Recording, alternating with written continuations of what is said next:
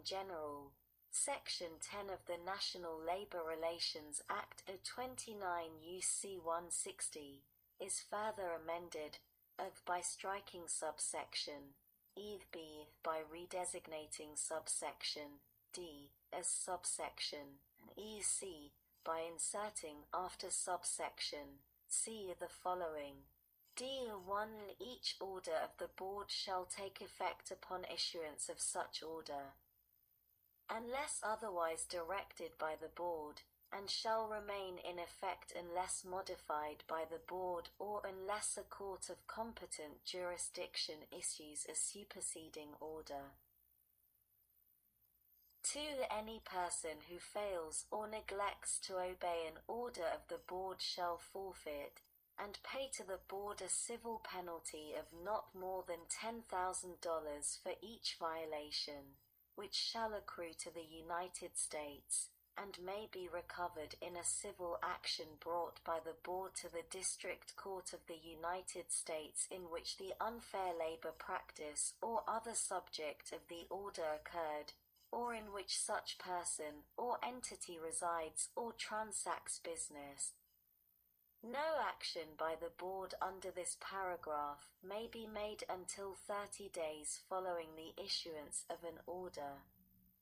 Each separate violation of such an order shall be a separate offense, except that, in the case of a violation in which a person fails to obey or neglects to obey a final order of the Board, each day such failure or neglect continues shall be deemed a separate offense. 3. If, after having provided a person or entity with notice and an opportunity to be heard regarding a civil action under subparagraph A2 for the enforcement of an order, the court determines that the order was regularly made and duly served, and that the person or entity is in disobedience of the same, the court shall enforce obedience to such order by an injunction or other proper process, mandatory or otherwise, to restrain such person or entity or the officers, agents, or representatives of such person or entity from further disobedience to such order, or b. enjoin such person or entity, officers, agents, or representatives to obedience to the same. D. In subsection F by striking proceed in the same manner as in the case of an application by the Board under subsection A of this section, and inserting proceed as provided under paragraph 2 of this subsection 2 by striking any, and inserting the following. 1. Within 30 days of the issuance of an order, any, and 3. By adding at the end the following. 2. No objection that has not been urged before the Board, its member, agent, or agency shall be considered by a court, unless the failure or neglect to urge such objection shall be excused because of extraordinary circumstances. The findings of the Board with respect to questions of fact, if supported by substantial evidence on the record considered as a whole, shall be conclusive.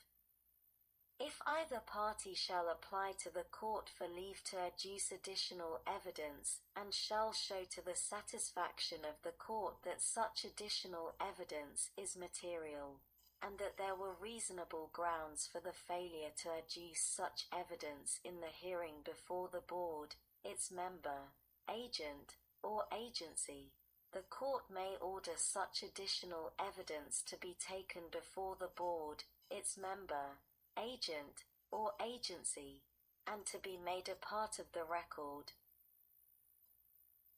The Board may modify its findings as to the facts, or make new findings, by reason of additional evidence so taken and filed, and it shall file such modified or new findings, which findings with respect to questions of fact, if supported by substantial evidence on the record considered as a whole, shall be conclusive, and shall file its recommendations, if any, for the modification or setting aside of its original order. Upon the filing of the record with it, the jurisdiction of the court shall be exclusive, and its judgment and decree shall be final, except that the same shall be subject to review by the appropriate United States Court of Appeals if application was made to the District Court, and by the Supreme Court of the United States upon writ of certiorari, or certification, as provided in Section 1254 of Title 28, United States Code. And E in subsection G, by striking subsection E or F of this section, and inserting subsection D or F. 2. Conforming amendment, Section 18 of the National Labor Relations Act of 29 U.C. 168 is amended by striking Section 10, E or F, and inserting subsection D or F of Section 10. H. Injunctions against unfair labor practices involving discharge or other serious economic harm. Section 10 of the National Labor Relations Act of 29 U.C. 160 is amended 1 in subsection J- by striking the board and inserting 1 the board, and B by adding at the end the following: 2. Notwithstanding subsection M, whenever it is charged that an employer has engaged in an unfair labor practice within the meaning of paragraph 1 or 3 of section 8A that significantly interferes with, restrains, or coerces employees in the exercise of the rights guaranteed under section 7, or involves discharge or other serious economic harm to an employee, the preliminary investigation of such charge shall be made forthwith, and given priority over all other cases except cases of like character in the office where it is filed or to which it is referred. If, after such investigation, the officer or regional attorney to whom the matter may be referred has reasonable cause to believe such charge is true, and that a complaint should issue, such officer or attorney shall bring a petition for appropriate temporary relief or restraining order, as set forth in paragraph 1. The district court shall grant the relief requested unless the court concludes that there is no reasonable likelihood that the board will succeed on the merits of the board's claim, and 2. By repealing subsections K and L. Penalties. 1 in general, Section 12 of the National Labor Relations Act of 29 U.C. 162 is amended by striking Sec. 12. Any person, and inserting the following: Sec. 12. Penalties. A. Violations for interference with board. Any person, and B by adding at the end the following: B. The violations for posting requirements and voter list, if the board, or any agent or agency designated by the board for such purposes, determines that an employer has violated Section 18H or regulations issued thereunder, the board shall 1. State the findings of fact supporting such determination, 2. The issue and course to be served on such employer an order requiring that such employer comply with Section 18H or regulations issued thereunder, and 3. It impose a civil penalty in an amount determined appropriate by the board, except that in no case shall the amount of such penalty exceed $500 for each such violation. See civil penalties for violations. 1 in general.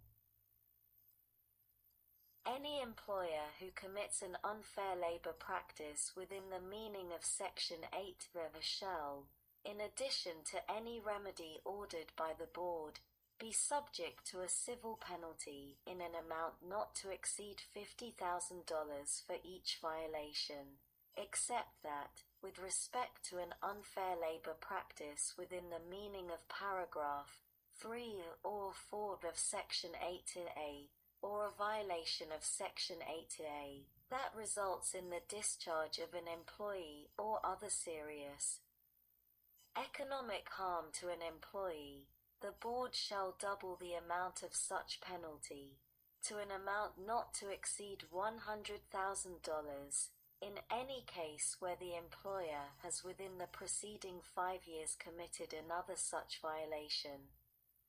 2 considerations. In determining the amount of any civil penalty under this subsection, the Board shall consider A. the gravity of the unfair labor practice, B. the impact of the unfair labor practice on the charging party, on other persons seeking to exercise rights guaranteed by this Act, and on the public interest, and C. the gross income of the employer. 3. Director and officer liability. If the Board determines, based on the particular facts and circumstances presented, that a director or officer's personal liability is warranted, a civil penalty for a violation described in this subsection may also be assessed against any director or officer of the employer who directed or committed the violation, had established a policy that led to such a violation, or had actual or constructive knowledge of, and the authority to prevent the violation, and failed to prevent the violation. D. Right to civil action. 1 in general. Any person who is injured by reason of a violation of paragraph 1 or 3 of Section 8 of MA, after 60 days following the filing of a charge with the Board alleging an unfair labor practice, bring a civil action in the appropriate District Court of the United States against the employer within 90 days after the expiration of the 60-day period or the date the Board notifies the person that no complaint shall issue, whichever occurs earlier, provided that the Board has not filed a petition under Section 10J of this Act prior to the expiration of the 60-day period. No relief under this subsection shall be denied on the basis that the employee is, or was during the time of relevant employment, or during the back pay period, an unauthorized alien as defined in Section 274 of H3 of the Immigration and Nationality Act 8 U.C. 1324 AH3 or any other provision of federal law relating to the unlawful employment of aliens. 2. Available relief.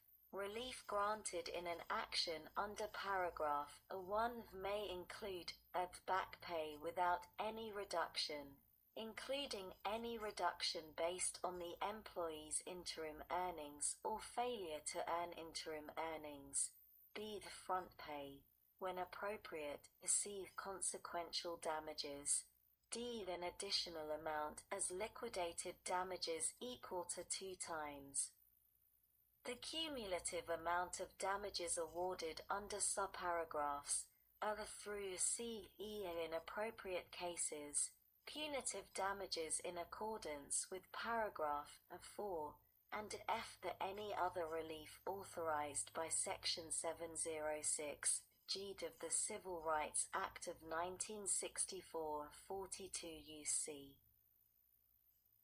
2005 G, or by Section 1977, and B of the Revised Statutes, 42 UC